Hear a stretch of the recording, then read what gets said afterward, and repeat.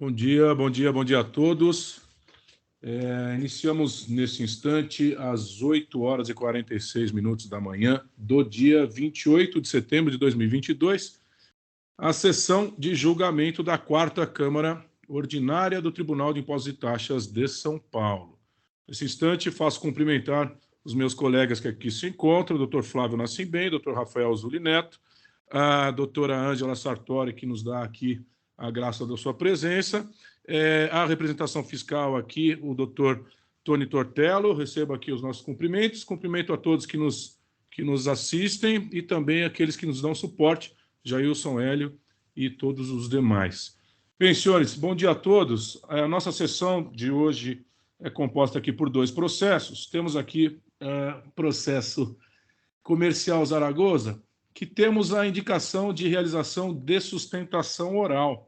Portanto, em homenagem ao patrono, que pergunto se encontra aqui, vamos inverter a pauta e dar início através deste processo comercial Zaragoza, é o AIM 4143298.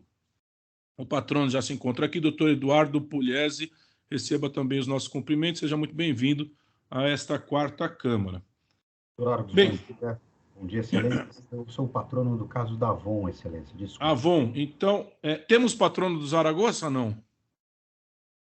Então, voltemos aqui à ordem, desculpe, voltemos aqui à ordem e passemos à análise do processo da Avon, mais uma vez prestigiando o patrono que aqui se encontra.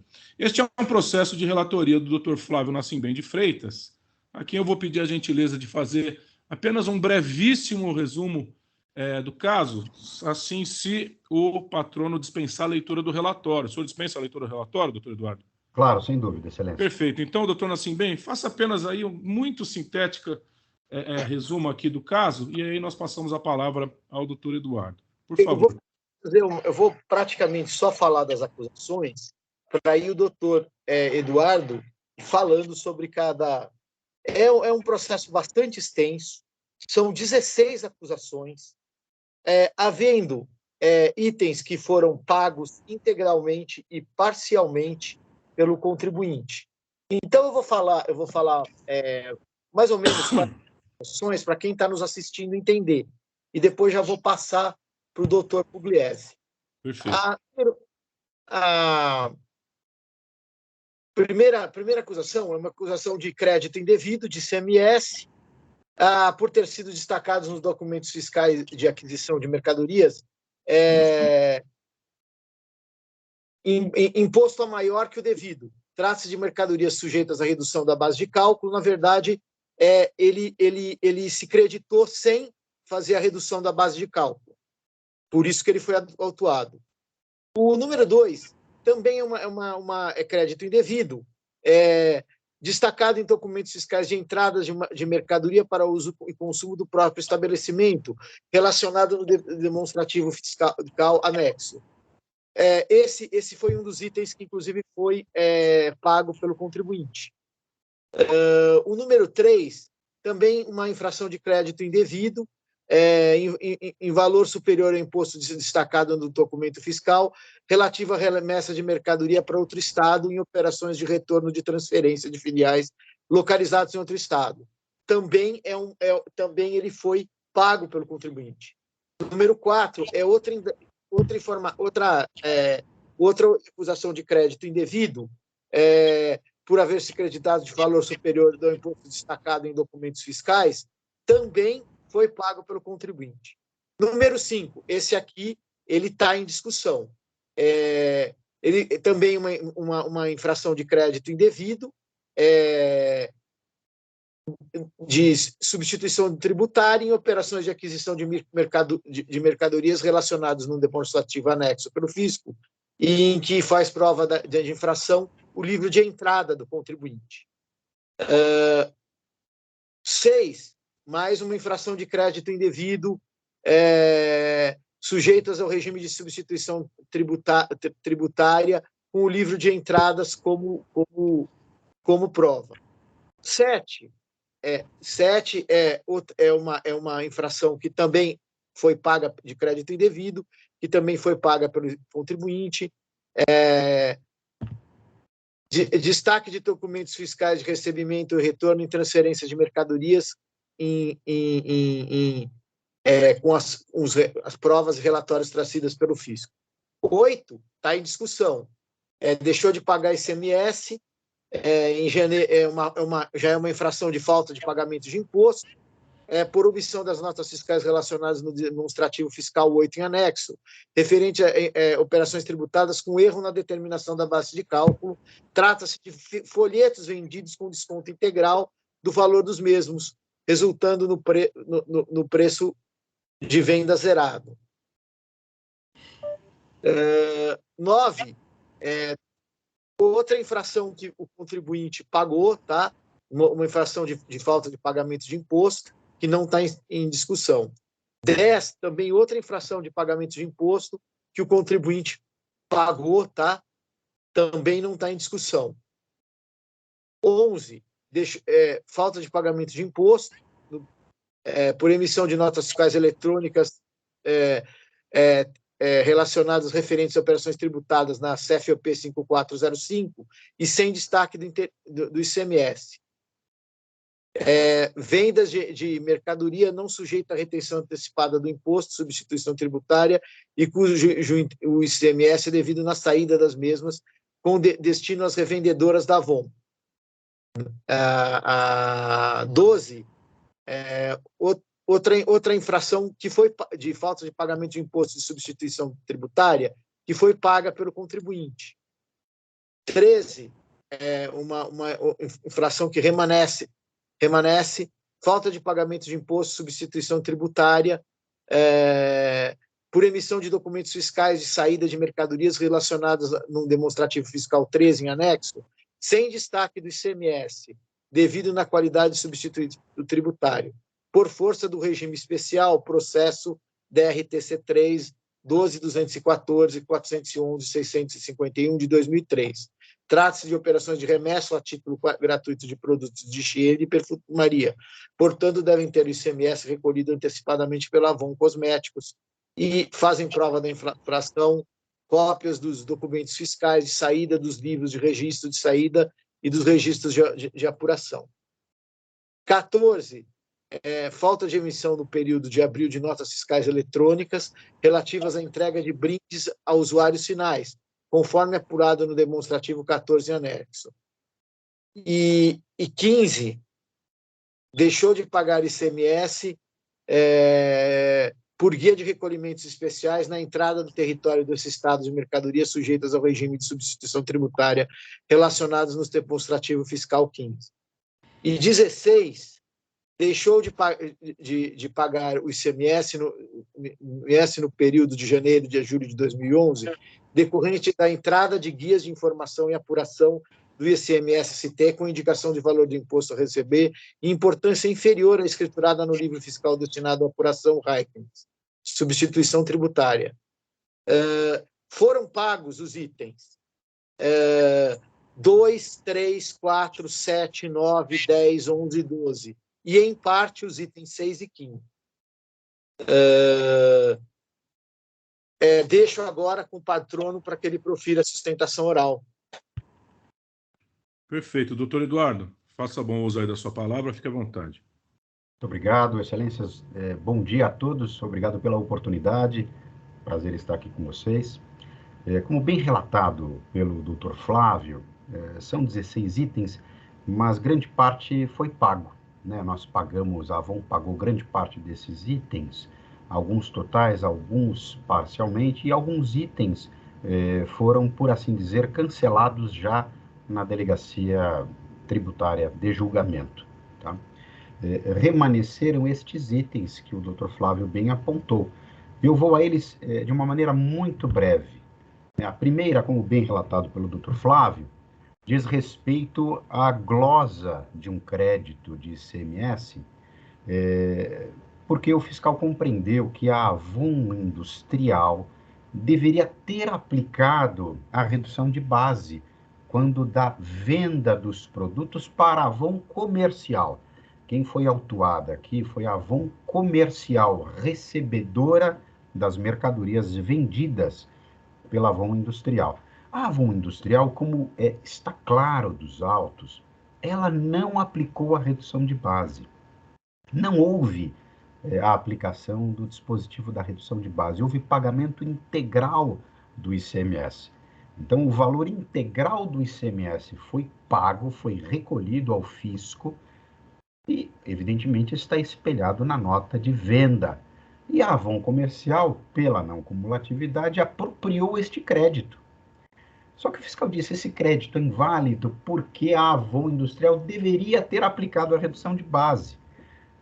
Mas, excelências, observem que, em verdade, a redação desse artigo, ele atribui a essa circunstância, a esse benefício, uma faculdade. Né? A Avon Industrial poderia ou não ter optado por essa redução, mas não o fez. Né? Em verdade, há provas nos autos, isso é incontroverso, de que houve o recolhimento integral do crédito. Ora, se porventura houver a glosa, há efetivo enriquecimento ilícito por parte do Estado. O Estado ele quer negar o direito de crédito quando efetivamente pago e recolhido o tributo pela Avon Industrial.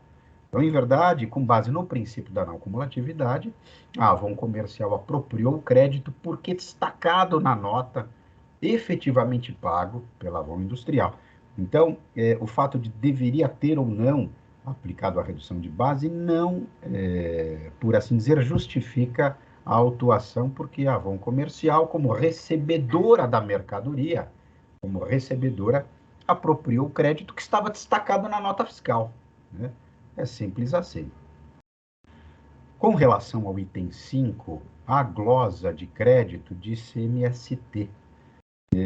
E aqui efetivamente foi um erro da companhia, porque este crédito está descrito nas declarações de CMST. Todavia, nós fizemos um cotejo entre livro de entrada, declaração fiscal, GIA, memória de cálculo, e está claro que na GIA, nesse CFOP 1403, o valor está zerado.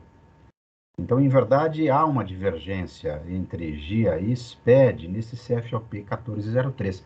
Mas todos os documentos que nós juntamos, todo o cotejo que nós fizemos, indica perfeitamente que não houve a apropriação desse crédito.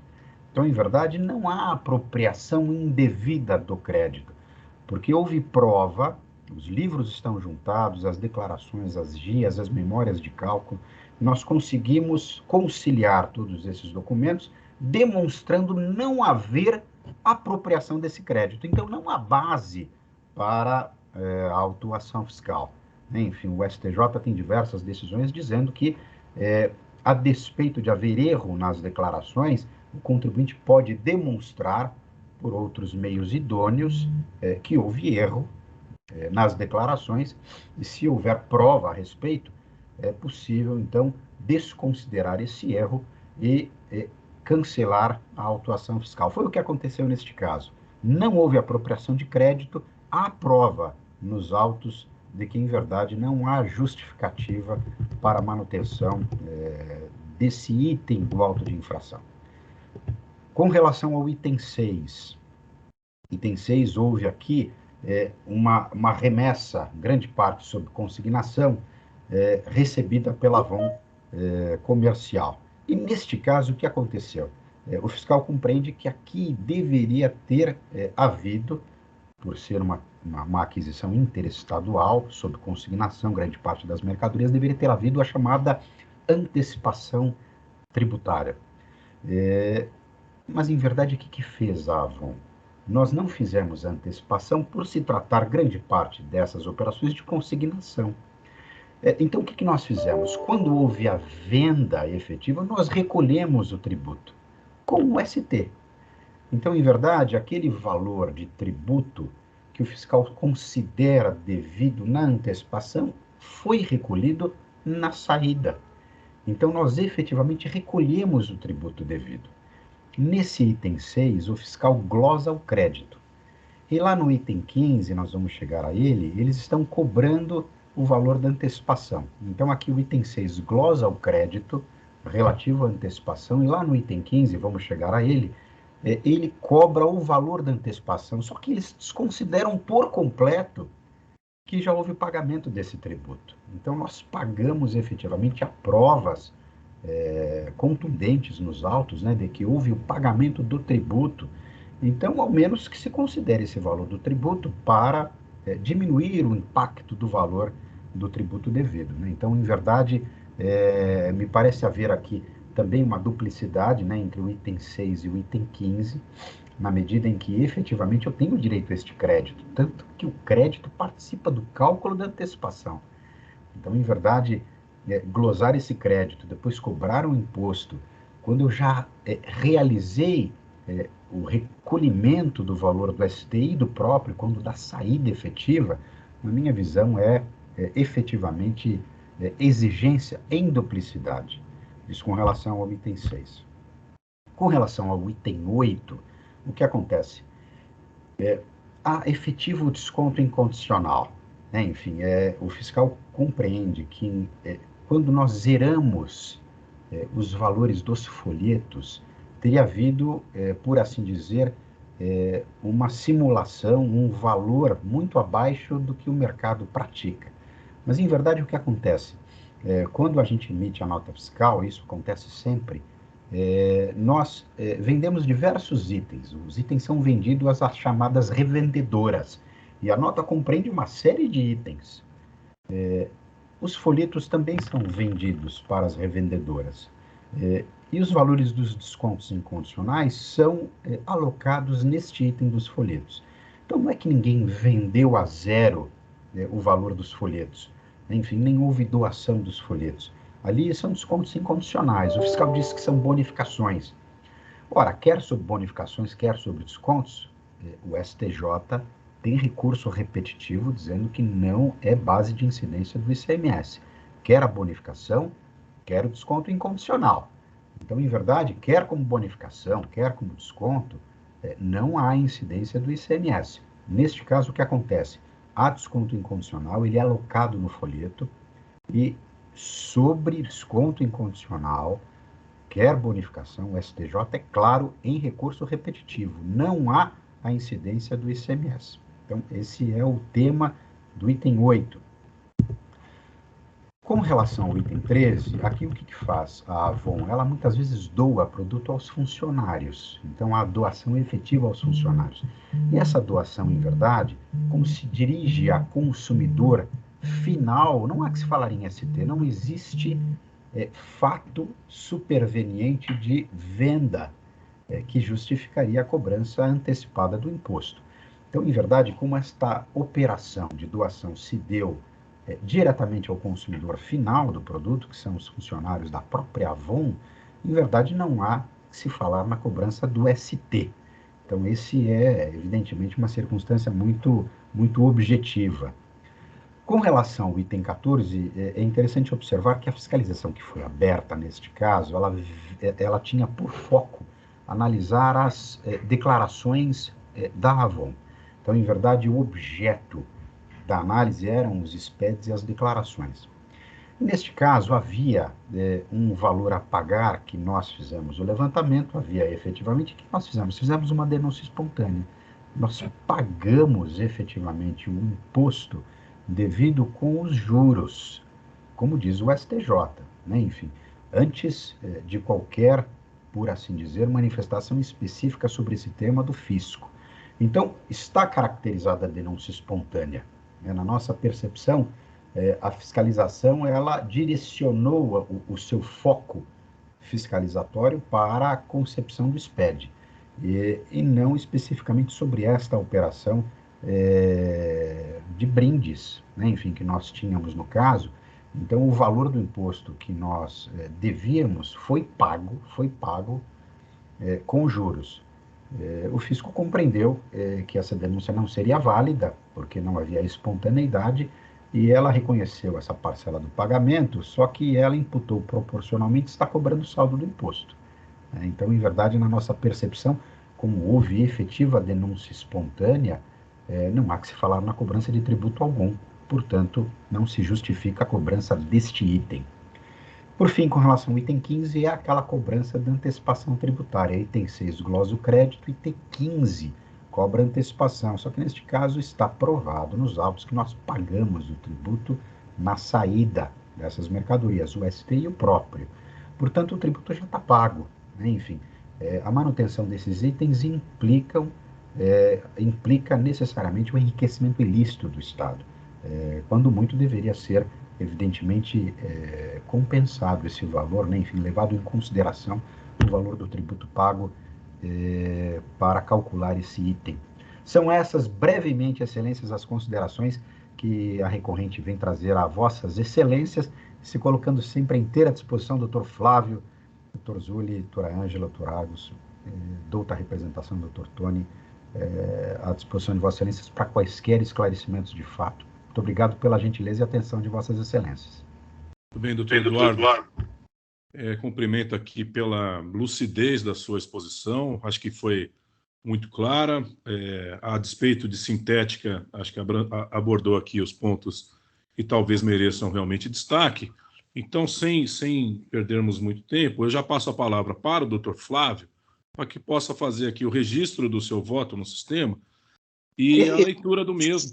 E aí abrimos aqui para debates. Acho que o voto já está no sistema, dá uma olhada, se eu conseguir colocar. Está no sistema, sim. Se for esta última versão, sim. Então, doutor Flávio, fique à vontade aqui para a leitura. Se quiser fazer a leitura resumida também, fique à vontade, como melhor lhe aprouver. Vou começar pelo recurso de ofício. A representação fiscal pede o desprovimento do recurso de ofício e a manutenção da decisão monocrática.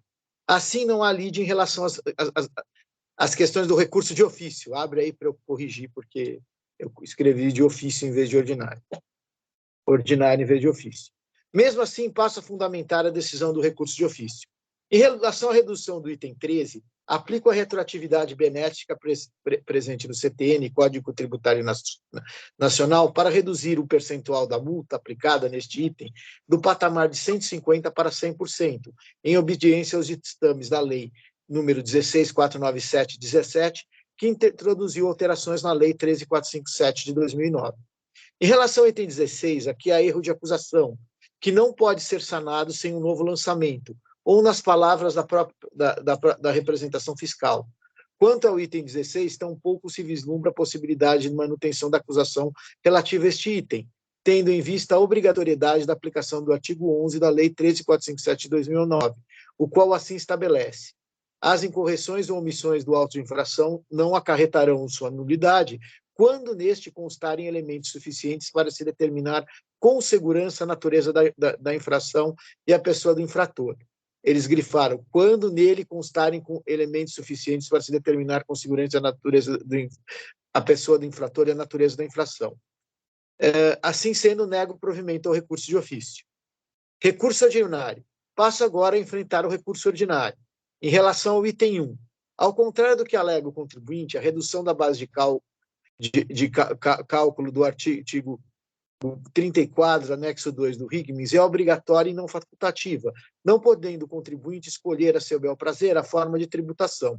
Assim sendo, não se justifica o crédito.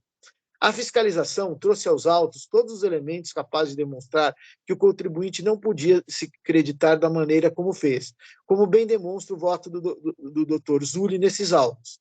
Cito: o demonstrativo fiscal 01A foram relacionados todos os documentos referentes às operações de entrada de mercadorias, cujo ICMS destacado a maior foi lançado a crédito pelo interessado.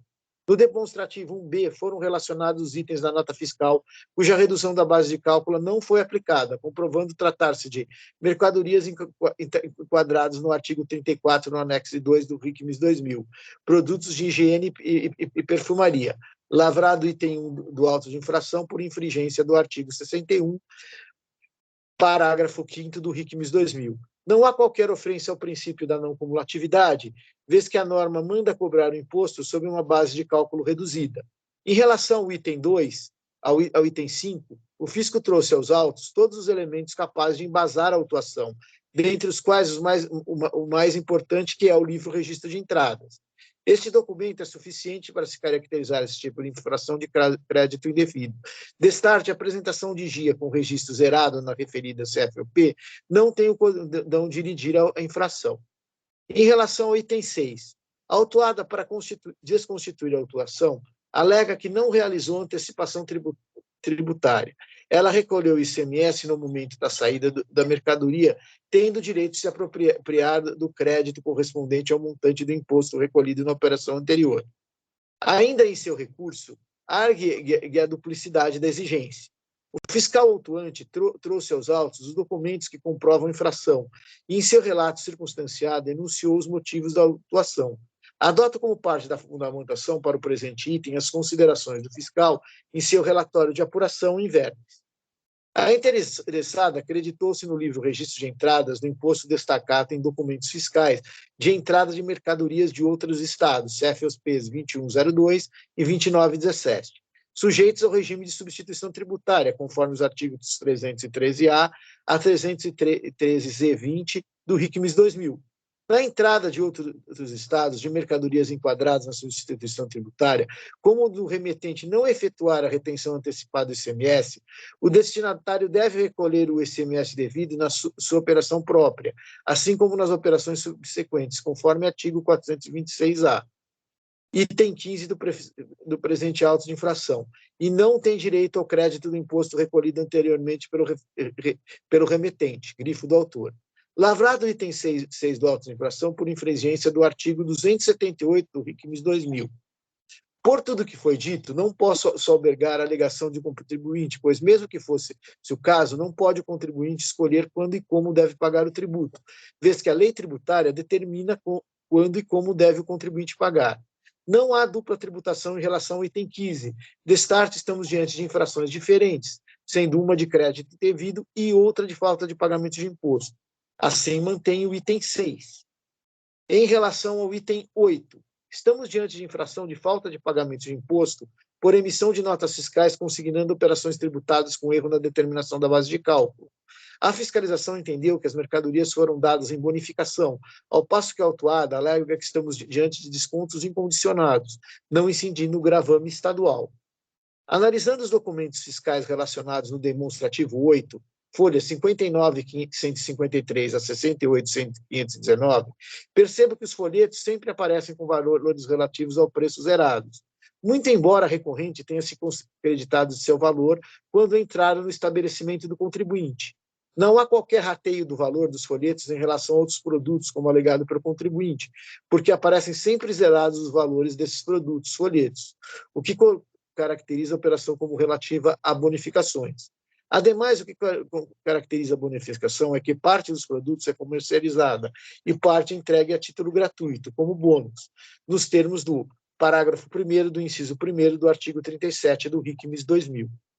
Ainda em relação a este item, o relatório circunstanciado esclarece que verificamos que no período auditado, o valor total acreditado na entrada folhetos e revistas adquiridos da Avon Industrial de aproximadamente 47 milhões, entrando a Avon Cosméticos na grande maioria das suas operações de saída dessas mercadorias, aplica um desconto do valor cobrado, zerando a base de cálculo do ICMS. Sendo assim, o que foi constatado por esta fiscalização é que nessas operações os folhetos, na verdade, foram enviados a revendedoras em bonificação. A remessa em bonificação e ou doação é tributada integralmente. Face ao exposto, houve erro na determinação da base de cálculo do imposto. A determinação na base de cálculo do ICMS foi feita com frúnculo no artigo 47, concomitante com a 493, inciso 3 do RICMES 2000.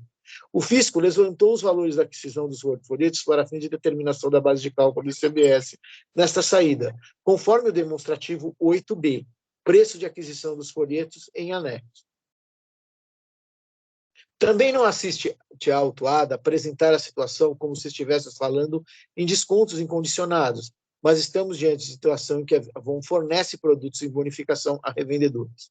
Nos termos do artigo 123 do CDTM, Código Tributário Nacional, afasta qualquer convenção ou acordo entre a Avon e seus clientes, no sentido de descaracterizar as operações como bonificações.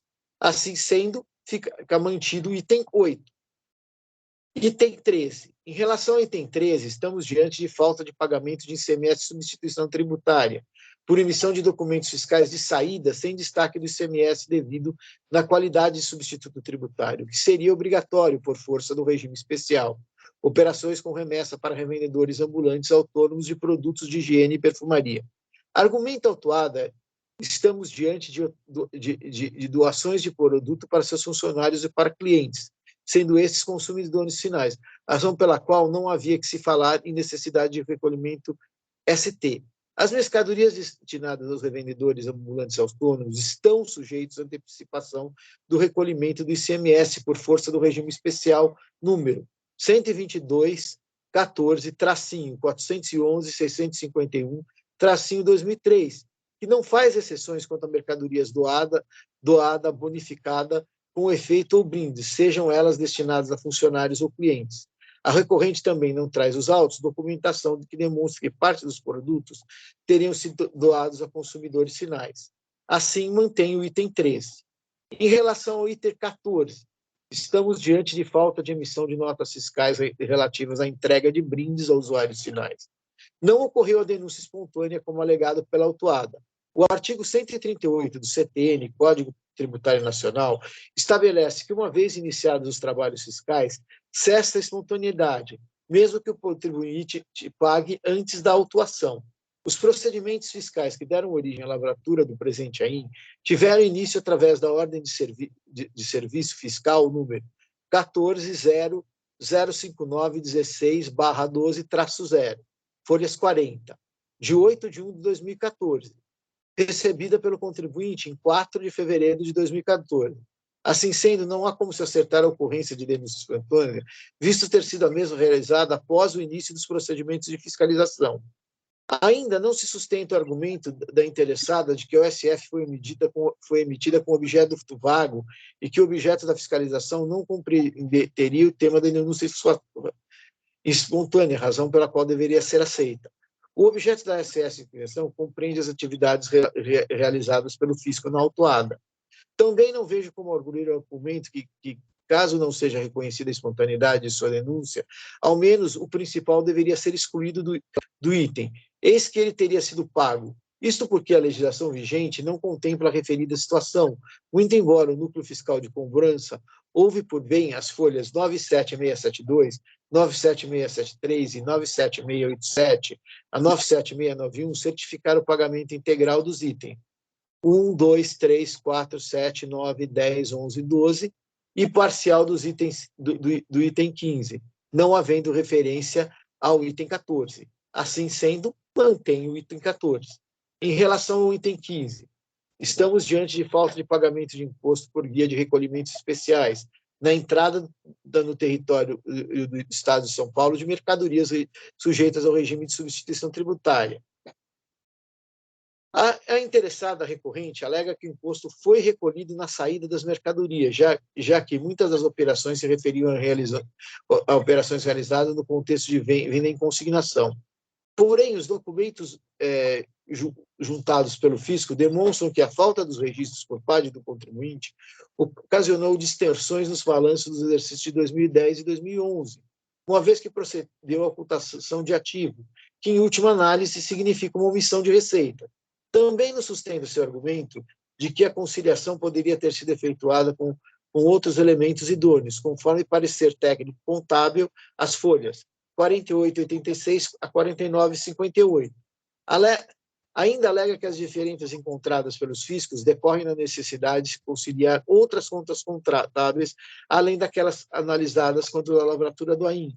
No que se refere a este item da autuação, o parecer contábil conclui que os montantes máximos que poderiam ter sido lançados pelo fisco seriam de R$ 28.082,67 para o ano de 2010 e de R$ 36.271,20 para o ano de 2011. A autuada, apesar de se referir ao parecer técnico que apresenta, não demonstra como se deu a conciliação condatável, não elidindo a presunção que milita em favor do fisco. A fiscalização informa, em relação à conciliação apresentada pela interessada, que os documentos juntados demonstram que a falta dos registros em questão ocasionou distorção nos balanços dos exercícios de 2010 e 2011, além de alterarem substancialmente o valor dos estoques lançados no balanço, indicando omissão de operações tributadas pelo ICMS. Ademais, esclarece o fiscal, em seu relatório circunstanciado de folhas 29, que tais operações referem-se a aquisições interestaduais submetidas ao regime de substituição tributária, nas quais não houve a retenção antecipada do imposto. Desta forma, como preconizado no artigo 426-A do RICMES, deveriam ter sido recolhidos na entrada nas mercadorias do Estado de São Paulo, tanto a parcela relativa a ST, como o imposto devido nas operações subsequentes. Assim, ao proceder em desacordo com o artigo 426-A do RICMES, restou caracterizada a infração. Mantém o item 15.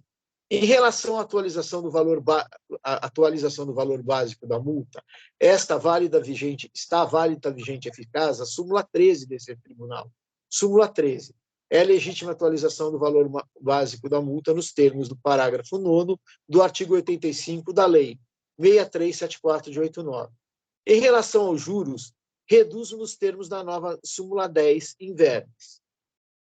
Súmula 10. Os juros de mora aplicáveis ao montante do imposto e multa exigidos em autos de infração estão limitados à taxa referencial do Sistema Especial de Liquidação e Custódia Selic, incidente na cobrança dos tributos federais, revisada em 9/6/2022. Assim sendo, conheço e dou parcial provimento ao recurso ordinário.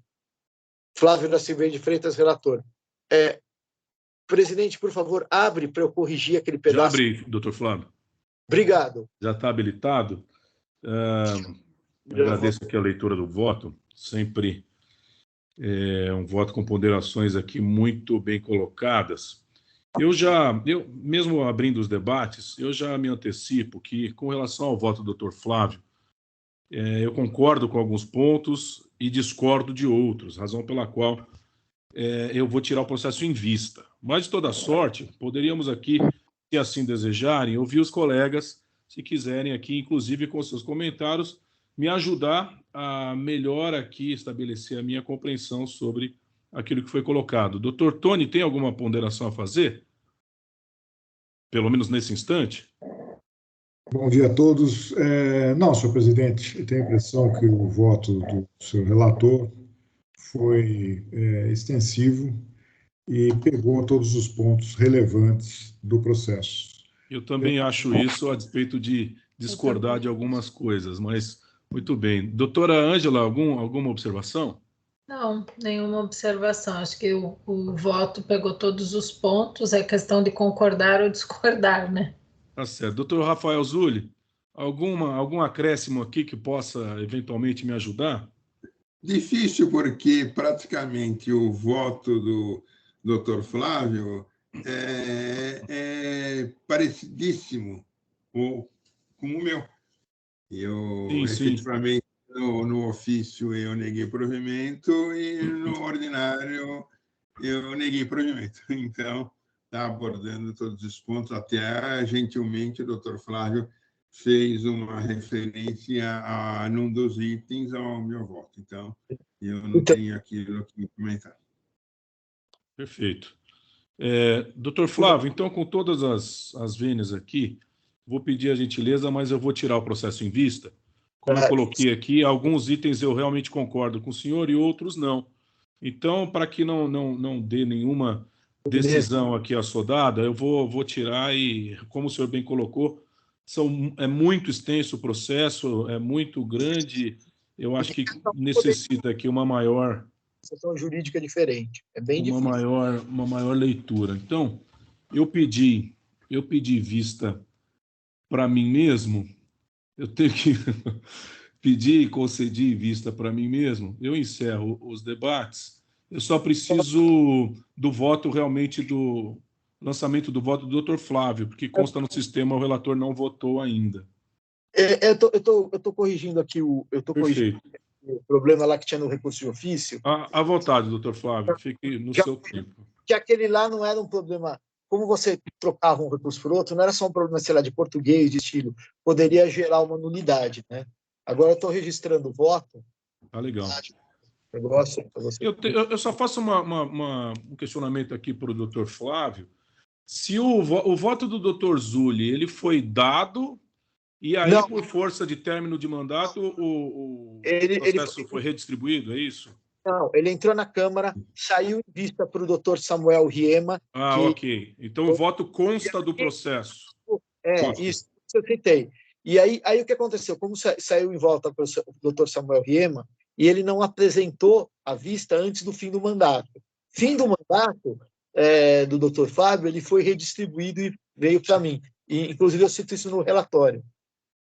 Perfeito. Não, era para saber se o voto constava somente do sistema, para nós, né, julgadores, ou se ele efetivamente constava do processo, podendo, inclusive, ser consultado pelos interessados.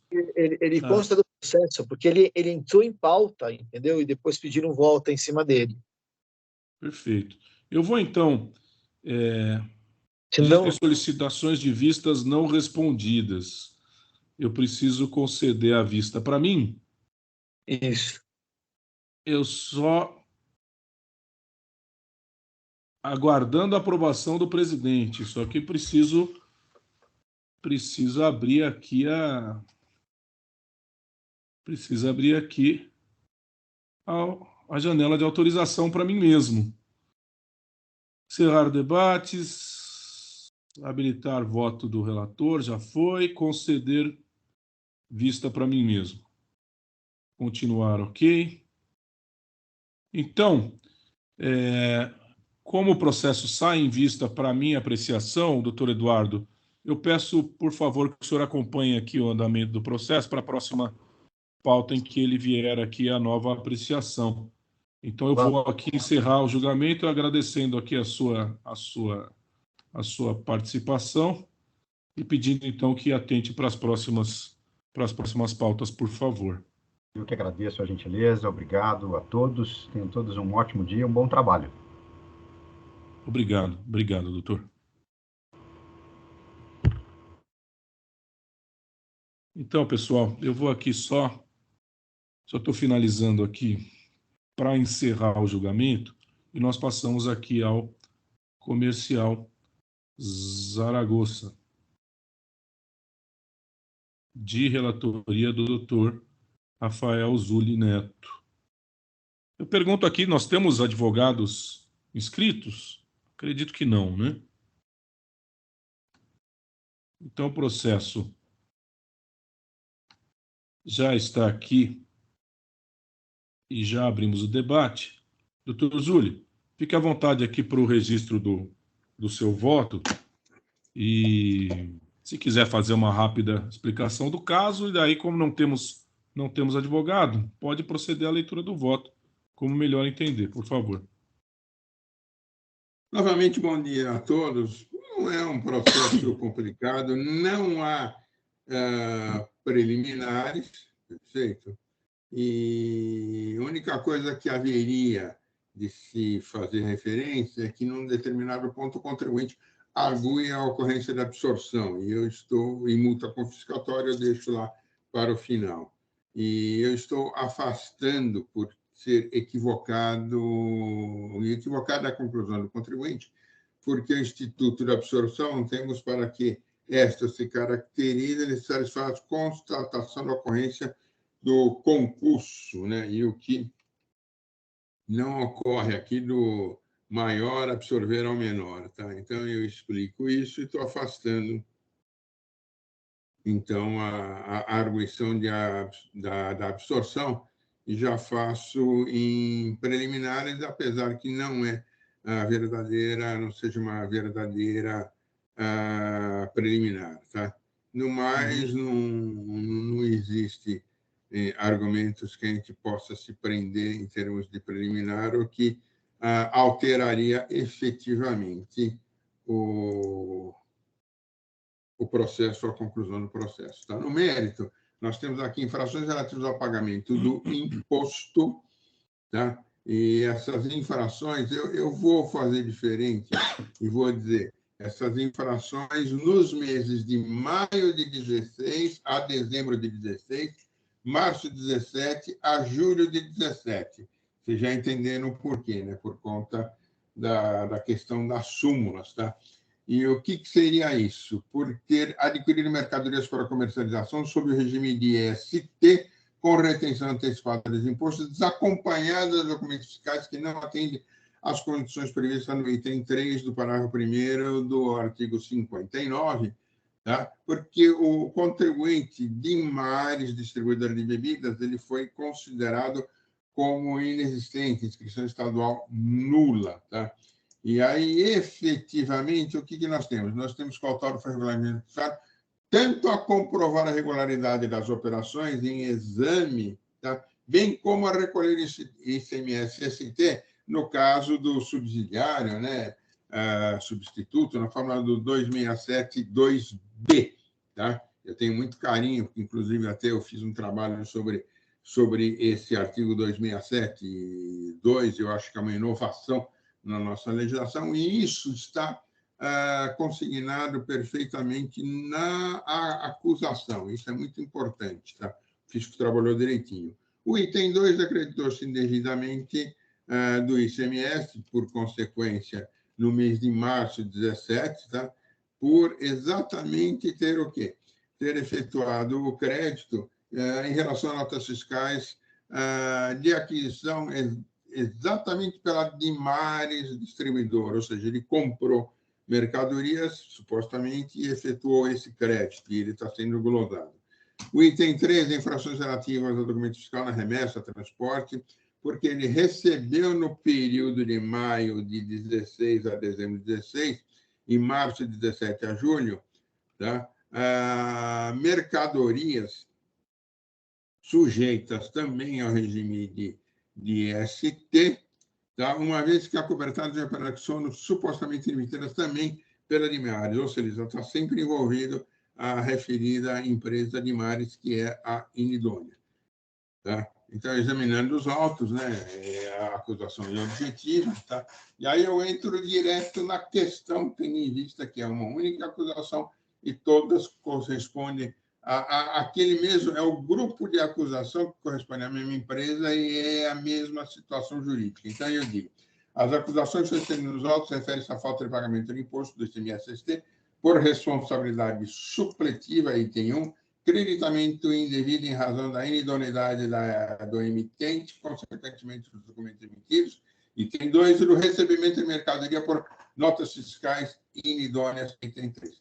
A constatação da inunidade da documentação decorreu de procedimento administrativo próprio, que relata os trabalhos fiscais e as diligências realizadas, nas quais o fisco constatou que a empresa de Mares nunca existiu, como pode ser visto na ficha de conclusão fiscal de folha 53.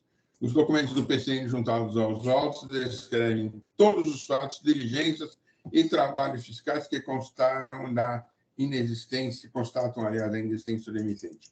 E assim eu analiso essa situação dos autos e diz, olha, vejo que o fisco constatou a inexistência, tendo efetuado diligência no endereço da suposta emitente, tendo encontrado estabelecimento diverso no local, folhas 46, que ali se localiza quando da diligência, há 7 anos no local, nunca havendo ali empresa de distribuição de bebida. Ou seja, quando a fiscalização esteve lá, essa empresa que estava no local já estava lá há 7 anos. Poxa, tá? Ainda o fato da suposta empresa fornecedora ter emitido notas fiscais eletrônicas não comprovam a existência da empresa, e aí eu faço referência a esse fato e analiso. Eu vou pular um pouquinho. A mesma situação aplica-se aos itens 1 e 3, ou seja, uma vez que as notas fiscais são emitidas supostamente por empresa com inscrição estadual nula, encontra-se inábeis para completar as operações na forma do 184, inciso 1º. Argumenta a seu turno, então, o autuado, a boa-fé invoca aquela decisão que nós conhecemos, tá? Perfeito? Eu falo um pouquinho do CPC, dessa aplicação, tá? Vocês conhecem o meu voto, perfeito? Então, eu vou pular isto porque a súmula, à luz da súmula e desses precedentes, a caracterização de um determinado contribuinte como comerciante de boa-fé, que tem garantido o seu direito ao crédito, mesmo exercido em face de documentos fiscais inerentes, não depende apenas da declaração de nulidade desses documentos. Então, eu analiso essa questão que é posta e aquelas questões relativas à demonstração da veracidade das operações, a comprovação de contribuinte à época das operações verificava a regularidade fiscal do seu próprio parceiro, a existência de provas de pagamento, né? Muita gente só vai efetivamente na questão da prova de pagamentos, mas deve-se analisar pela própria decisão do Superior Tribunal de Justiça todos esses itens, eu analiso isso, tá? E, não obstante também a aparência seja válida, possa ser válida, mas, na verdade, efetivamente foi apurado que não, né? Eu costumo dizer muito que hoje é fácil, sentado na frente do computador, eu vou lá na Google e verifico se é um terreno baldio ou não, né? Tá? Lembro decisões dessa corte, conceitos, enfim. Tá? Eu digo que o fisco também não pode ser onipresente, tá? E está em todos os lugares ao mesmo tempo e fazer a verificação da existência ou não da empresa. Tá? E aí analiso efetivamente aqueles 3 itens, né? Na incidência do tributo nas operações anteriores, o recebimento da mercadoria, a existência efetiva da operação anterior, né? Da frente aqueles 3 itens da decisão do Superior Tribunal de Justiça. Tá? E aí o que eu venho aqui, depois de falar tudo isso, é naquilo que eu acho que é uma das coisas principais na análise desse tipo de processo. Prova nos autos. E analisando os autos, notadamente os documentos que instruem os autos, demonstram que é interessado, conforme observo, não cumprir os requisitos necessários para a acreditação da boa-fé. Ademais, por referido exame, fica evidenciado que a interessada tinha conhecimento da origem diversa das mercadorias, de forma que não se aplica ao caso de jurisprudência relativa à boa-fé do comprador no caso do crédito indevido. Isto porque o exame dos documentos fiscais relativos às operações, conforme o documento juntado às operações, é fácil observar que o frete foi por conta do destinatário e não remetente. Assim, resta a questão de que local a recorrente retirou as mercadorias se o estabelecimento não existisse, simulou a existência. Por tal evidência, fica, ao ver deste julgador, demonstrado por uma conclusão simples e objetiva de que a interessada teve conhecimento da origem diversa das mercadorias, vez que contratou o frete, portanto, indicou o local das retiradas das mercadorias. Ainda que os conhecimentos de transporte apresentados na vez impliquem o endereço do suposto remetente, esse local não corresponde ao verdadeiro local da retirada das mercadorias. Tal fato se comprova através das diligências realizadas pelo fisco. Examinando também os documentos juntados, este representa os pagamentos efetuados em razão da aquisição das mercadorias. Aqui é que nas notificações contribuem para apresentar documentos e informações sobre as operações realizadas com o suposto emitente, folhas 55 a 100, em resposta aos contribuintes contendo relatórios internos, prints de telas, documentos a título de boletos de pagamento, folha 101, 722, as notificações para recolhimento do ICMS e ST nos termos do 267 e 2B, e a respectiva resposta, folha 723 e 726, após a notificação, cuja ciência se deu em 26 de 5 de 21, a autora apresentou defesa, com as quais apresentou a título de prova contrato social, consulta de integridade, espécie dos postos-emitentes, faturas, canhotos e outros pagamentos. Ainda a indicação das empresas transportadoras e das supostas fornecedoras, compradores de pagamentos, não comprovam a existência efetiva da empresa. Ou seja, a interessada informou que não esteve nas instalações da Animares, que a negociação era efetuada na própria Comercial Zaragoza, também não apresentou documentos que comprovassem os contratos com o suposto fornecedor no endereço físico, por ele indicado, ou de qualquer outra forma, pedidos de compras, fax, telegramas. No que se refere às tratativas comerciais do suposto transporte de mercadorias, a autuada não apresentou qualquer documento relativo ao transporte da mercadoria, nem comprovantes de recebimento, indicando a pessoa que teria efetivamente recebido as mercadorias. Registre-se também que as notas fiscais objetos foram emitidas sem identificação do veículo transportador, conforme exigido pela legislação, sugerindo o dolo nas operações. Quanto aos comprovantes de pagamentos apresentados, verifica que consta com o pagador CNPJ tal, eu coloquei o número, pertencente a Zaragoza, filial de Guaratinguetá, que não é esta, e não o CNPJ tal, não consta o CNPJ do beneficiário das mercadorias, comprovantes de pagamentos contribuintes. Então, efetivamente, os comprovantes têm um CNPJ que não é o da Zaragoza, a matriz, é o da Zaragoza filial, que é outro estabelecimento, outro local. Tratam-se de pagamentos que não comprovam a efetivação das operações. Ainda cabe considerar que, apesar de a afirmação de que o pagamento foi realizado em espécie, apenas confirma que o autuado tinha conhecimento da verdadeira origem das mercadorias, tendo em vista que teve que entrar em contato direto com o fornecedor para efetuar o pagamento, por se tratar de forma a efetuar a garantia do pagamento, concretizou-se pessoalmente ou por ser o verdadeiro representante. Nada mais consta dos autos. Tá? Não vamos dizer, né, que nem consta lá das escrituras, que foi pago em espécie, né? Mas, na verdade, foi pago aqui em dinheiro, não há comprovação de qualquer outra coisa. Né? Vamos devagar sobre essa questão. Lembro do artigo 267, 2, faço aqui efetivamente a referência a ele, eu transcrevo um pedacinho daquele meu estudo, digo que toda via propósito, os efeitos, a propósito, faltou um aqui, perdão, senhores. A propósito, os efeitos de ato administrativo que divulguem a idoneidade dos documentos fiscais são ex tunc, dada a sua natureza não constitutiva e sim meramente declaratória, o contribuinte argue isso, eu afasto esse argumento também. Tá? Lembro de decisão da Quarta Câmara Efetiva Antiga, que era na época do meu xará, Rafael Latorre. Tá? Enfim, deixa eu ver se tem mais alguma coisa. Aqui, efetivamente, eu digo o seguinte, abaixo, está fazendo até referência, tá?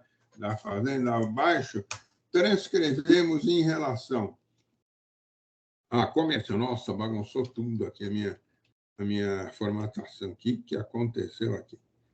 Deixa eu dar uma arrumadinha nela. Todos. Justificar. Tá?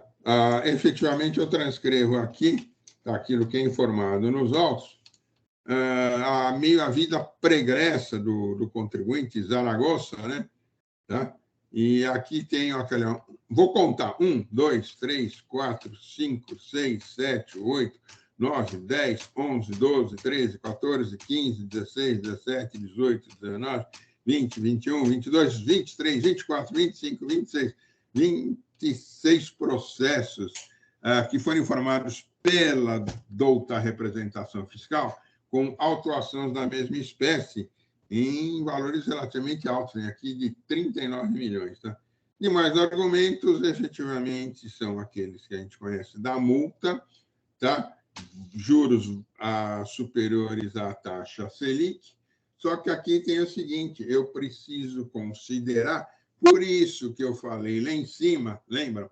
Logo no início, as datas, o fato da súmula reformada, a súmula 10, né? E como efetivamente os fatos são anteriores, tá, à legislação, eu sou obrigado a aplicar a súmula 10. E eu estou fazendo isso, eu estou ao decreto, né, que instituiu a exigência da taxa Selic não superior, e aí, efetivamente, eu estou aplicando a súmula 10 e digo, nesse sentido, em relação a essas matérias, conheço do recurso, sendo que a ele, né, do parcial provimento para, em relação aos juros de mora, aplicar a súmula 10 na forma como foi reformada em data de 9/6, a saber, súmula 10, e eu a transcrevo aqui certinha, perfeito? Já quanto à aplicação da taxa a Selic, na forma da súmula 8, cabe considerar a sua revogação com a limitação a que se refere à súmula 10. E aí eu venho aqui falando, não mais, nego o provimento ao recurso ordinário.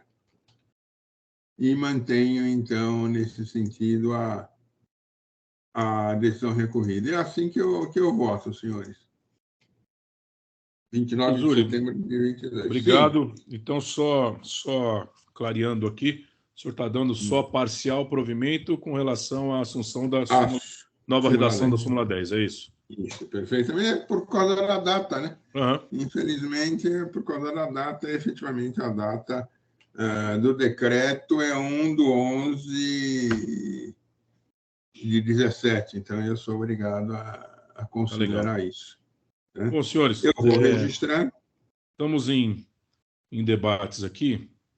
Eu acho que o voto do Dr. Zully está bem esclarecido. Esse é um caso reticente aqui no tribunal, né? Eu, particularmente, cito a minha posição em dois casos semelhantes, os AINs 4120-547 e 4102-784, em que continham ali acusações muito semelhantes, exatamente as mesmas operações, as mesmas condutas, eventualmente com outras empresas declaradas ali inidôneas nas mesmas condições, mas de toda sorte, se lá mantive os autos de infração justamente por esse mesmo modus operandi e também pelo mesmo fato do que era encontrado nos autos, provas precárias, não comprovação ou não juntada de documentos que pudessem aí infirmar a acusação, razão pela qual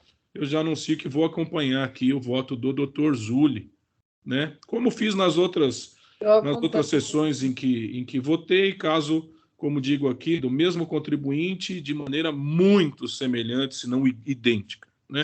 Então, doutor Zully, eu vou acompanhá-lo integralmente aqui no voto. Doutora Ângela também acompanha. Doutor Flávio, alguma consideração? Não sei se o doutor Flávio nos escuta. Sim? Acompanho o doutor Zully. Doutor Tony, alguma ponderação? Pelos seus jurídicos fundamentos. Nenhuma, senhor presidente. Obrigado. Perfeito. Então, não havendo mais... Ele está registrando. Ele está lento aqui para carregar, que eu acho que o meu voto era cumprido, não sei. Faz parte. Então, vamos deixar registrar aqui o voto. E aí eu passo a encerrar os debates. E aí partimos para a votação. Mas precisamos desse registro aqui do Dr. Zully.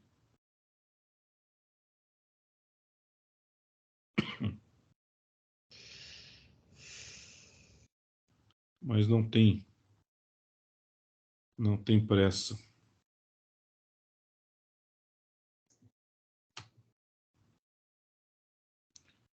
Eu vou aqui, ainda aguardo o registro, eu não consigo nem encerrar os debates. Então a gente aguarda aqui um minuto. Parece que a Fazenda parece que deu uma piscada na internet, mas eu consegui recuperar. Foi. Agora vamos ver aqui só a emenda que eu vou ter que colocar. Eu não lembro como é que ela estava, aquela original.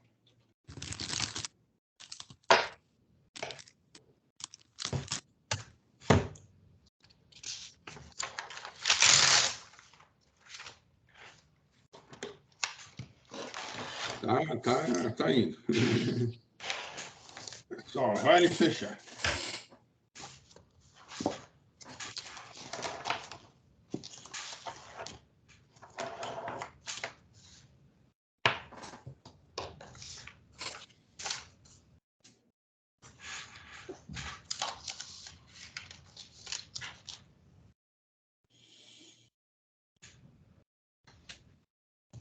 Ainda aqui no aguardo, pelo menos no sistema. Vamos ver, peraí, apareceu um monte de letrinha vermelha, vamos ver o que aconteceu com ele. Eu acho que foi. Vamos ver. Espera.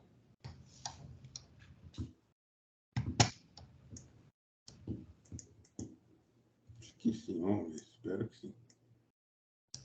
Foi.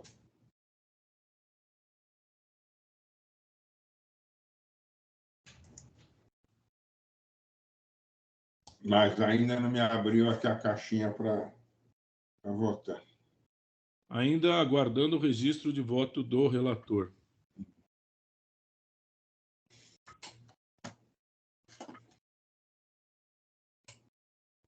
Agora foi.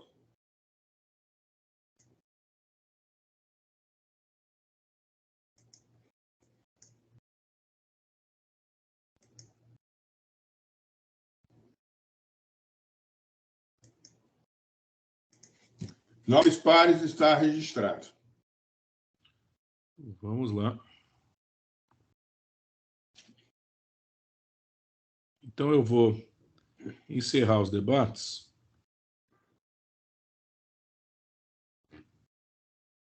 Passou a verificação do quórum, por favor.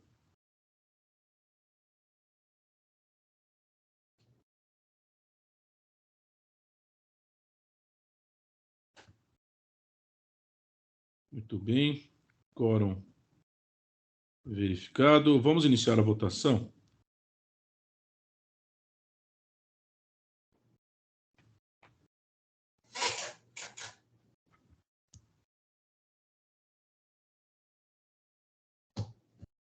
Votação iniciada.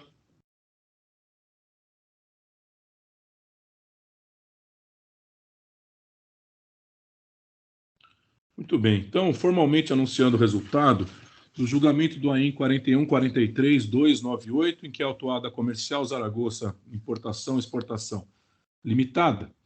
Prevaleceu aqui o voto do Dr. Rafael Zuli Neto por unanimidade, dando conhecimento integral ao recurso com julgamento de mérito e, como resultado, o seu parcial provimento. Então, o recurso parcialmente provido e conhecido integralmente.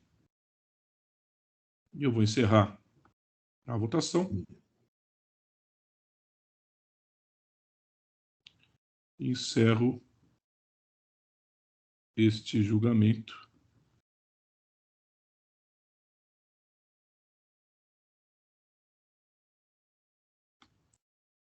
Bom, senhores, então, tínhamos 2 processos em pauta. Os 2 foram aqui por nós apreciados. Vencemos os 2, sendo confundistas, né? Eu vou aqui encerrar a sessão do julgamento e formalmente dou por encerrada a sessão do julgamento da 4ª Câmara Ordinária do Tribunal de Impostos e Taxas, realizadas nesta data, aos 28 de setembro de 2022.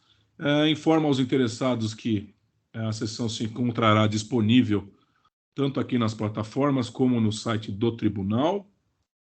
Agradeço a todos que aqui estiveram conosco, agradeço aqui a presença que nos honrou aqui a doutora Ângela Sartori, agradeço aos colegas Dr. Rafael Zuli, Dr. Flávio Nascimento, Dr. Tony Tortello, agradeço ao nosso suporte e aproveito a oportunidade de pedir para o Jailson, então, que finalize a nossa gravação. Jailson, obrigado aqui pelo suporte e te peço a gentileza de finalizar a nossa gravação, por favor.